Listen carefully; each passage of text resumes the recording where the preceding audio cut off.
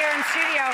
The catalyst moment was when I realized that I'm responsible for taking care of my own body. There's never a most challenging in the restaurant world.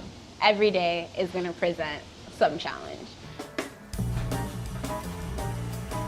People that have lived here for years are like, we appreciate the fact that there's a vegan restaurant here. We're feasting on the moments. We're feasting on life. It's been a minute. I've been in hibernation mode.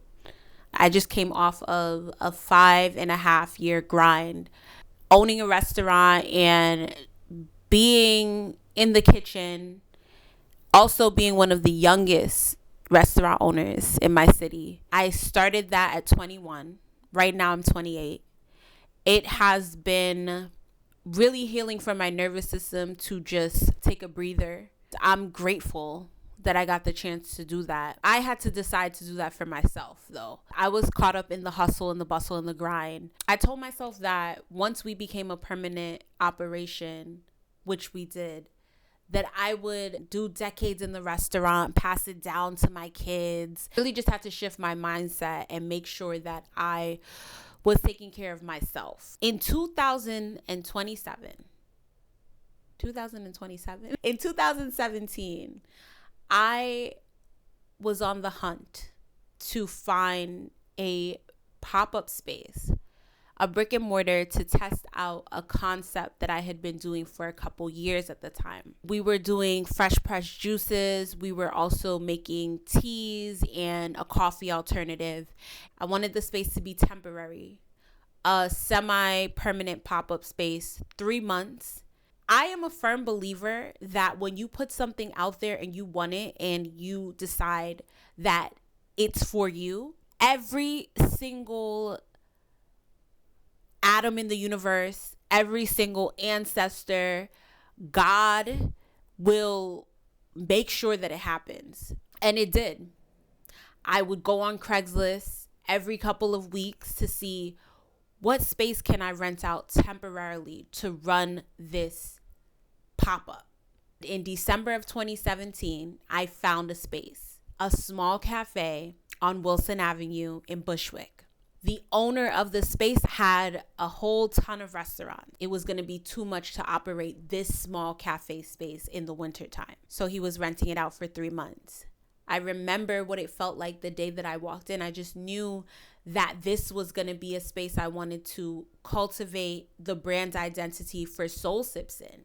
The space had a small kitchen area, and that changed the whole trajectory of the story of Soul Sips. The tiny kitchen that could.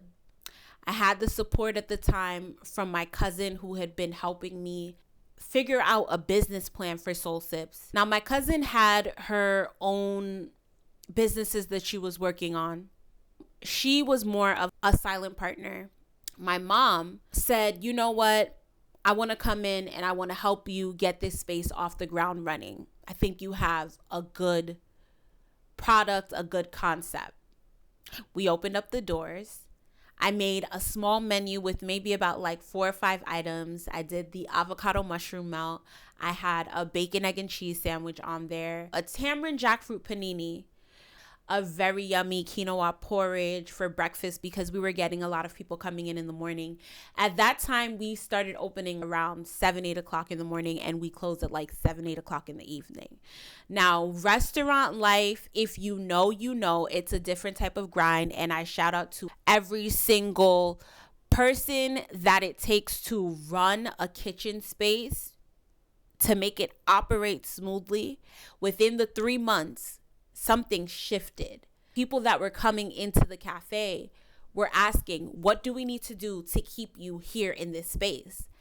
And at the time I thought, what do you mean? I was in school at Brooklyn College and I had other things going on as well. I wasn't ready to just drop everything and run this cafe restaurant. But sometimes we plan and God laughs. I remember just making my last meal in the space, what I thought would be my last meal. I made some cacao pancakes with raspberry and coconut shreds on top, drizzled with some maple syrup. And I just sat in the space and I knew that it was going to be the end. I had been also posting on social media about the experience. I did not think that anyone was really paying attention to Soul Sips other than the people that I personally knew and people in the neighborhood. There was someone that was writing for Essence that was following my journey. And for anyone that's an entrepreneur, a creator, an artist, anything where you have to really bring your vision forward and birth your vision, you have to birth your vision forward. You have to make sure that you bring it to life. And you never know who's paying attention to your story. You never know who's watching. So you just have to keep going. I needed to make a certain amount to be able to acquire the space. And I set up a GoFundMe and I just shared my story and people supported it and people donated. And then when it came time, my cousin, the one that I spoke about in the beginning, that was pretty much a silent partner and has been super supportive, still is to this day, said, hey, I'm going to give you this as an angel investor.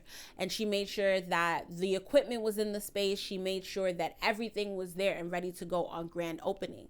Grand opening day was wild because I did not know that many people had seen my story and came to Soul Sips when we were officially open.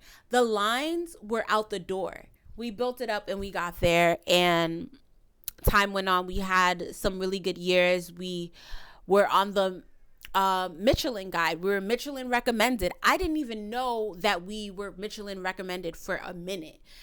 We were on Oprah's 2020 tour. We were on Rachel Ray. I was featured again in Rachel Ray's Most Innovative Women in Food. I became an Eater Young Gun, and I got to produce a full-on event that was inspired by Princess Pamela, who was a chef in the Lower East Side in the 60s, I want to say. Shout out to Princess Pamela and all of the people that came before me that laid out a path. Being a Black woman in the New York City food and restaurant industry was challenging because I would look to my left and look to my right and not see so many people that look like me, but it was inspiring because so many people rallied around and supported. I would say that when I turned 25 is when I had a shift in mentality. I needed a little bone broth or nettle tea. I've been doing bone broth and nettle tea a lot because it's just so warming, and I've been making the bone broth from scratch. Oh, that's been so good for me. Thank you. I turned 25 and I started to realize that while this has been a great journey and while I've been having a great time and I've had the opportunity to break bread with so many people, the experience and to be just a vessel for the work has been an honor. And I'm so reverent to the process that even though towards the end I was burnt out, I grew and I was shaped and I was molded just by that experience alone. That experience was specific to what I was called to do at the time. God calls you when it's time to do something, and sometimes you just have to drop everything and go. And that's what I did when it came to building up Soul Sips. I did the pop-up, and then God had an opportunity for me. My divine forces that carry me day to day, we all have divine forces that carry us day to day. And I know that I am covered and kept and cared for. Those divine forces said, hey, we have something else for you. And I said, okay, I'm going to get up and go. I'm a Capricorn dominant Aries. Anytime it comes to getting something done, I'm going to be there. Yes, you can have a business, you could have a restaurant, but it has to be in alignment. I needed more skills. I needed to learn how to become a better manager of a team. I needed to learn how to fill my cup. I was just waking up, getting ready, going to the restaurant, coming home, and pretty much just going to sleep. And I was losing control of my life.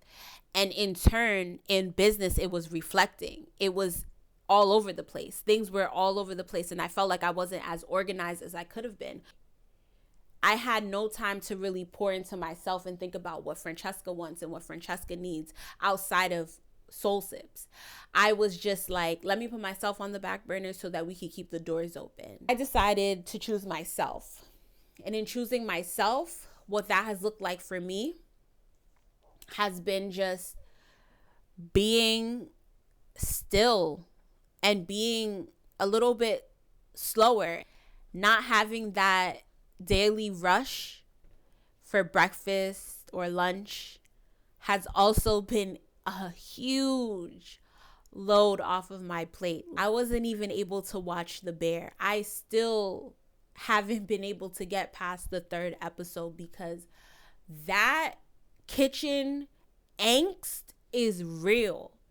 I needed to learn everything about myself. The biggest thing that I had to learn was how to value myself outside of my accomplishments. I did not know who I was outside of the 21-year-old girl that opened up a restaurant. So I needed to just lay low and be in perfect peace and just have slow mornings where I could wake up and make myself a big breakfast and let the fact that I ate 3 meals and stayed hydrated for the day be the biggest accomplishment for me. Let the fact that I got good sleep, was able to get out into nature, connect with my loved ones. The fact that I was able to wake up and pray and meditate and journal be an accomplishment for me. Will I open another restaurant again? I don't know.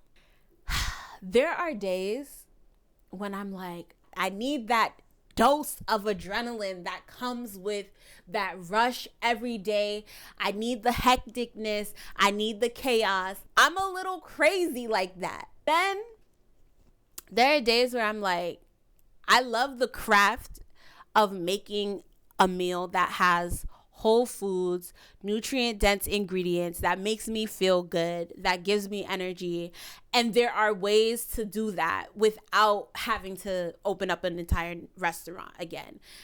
Because it was such a big run that we did, and because we had a lot going on, this right now is just my time to breathe and center myself. And thank you from the bottom of my entire heart and my entire soul for being with us and supporting the journey and supporting the food. I know for sure that it's in my plans to connect again. So of course, stick around, like, comment, subscribe if you're feeling it, if you're tapping in. Thank you for your patience, baby.